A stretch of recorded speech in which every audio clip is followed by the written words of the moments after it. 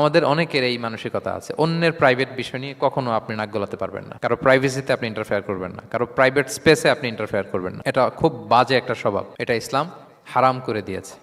আমাদের অনেকের মধ্যে আছে খুঁটে খুঁটে, ভাই এটা কি ওইটা কি করছেন, সরকারি চাকরি না প্রাইভেট চাকরি, বেতন কত, বয়স কত, ওইটা কত ওইটা কত, হাবি যাবি, এটা তার ইটস নট হিজ বিজনেস। তারপরে মানুষ খুঁচিয়ে খুঁচিয়ে নিঃসন্তান দম্পতি আমি দেখেছি, তাদেরকে পেলে অনেকে, ভাই কি সমস্যা, কয় বছর হইল, বাচ্চা নিচ্ছেন না কেন, কবে হবে, কার সমস্যা, আপনার সমস্যা না ভাবির সমস্যা, বেটা তোর কি সমস্যা ওইটা বল।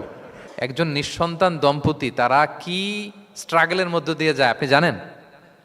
এটা তার জন্য পরীক্ষা। ওই পরীক্ষার মধ্যে আপনি খুঁচিয়ে খুঁচিয়ে, মানে সে kind of his a gynecologist, treatment দিচ্ছে, ভাই কি হয়েছে এইটা ওইটা, তাদেরকে বিব্রত করে একটা পরিস্থিতিতে ফেলা, এম্বারাসিং একটা সিচুয়েশনে ফেলা, এটা হারাম। এই ম্যানারগুলো ইসলাম আমাদেরকে ধরে ধরে শেখায় যে এটা তোমার বিজনেস না, তুমি খুঁচিয়ে খুঁচিয়ে মানুষের ব্যক্তিগত বিষয় যেটাতে সে বিব্রত বোধ করে, এগুলো তুমি জিজ্ঞেস করতে পারো না।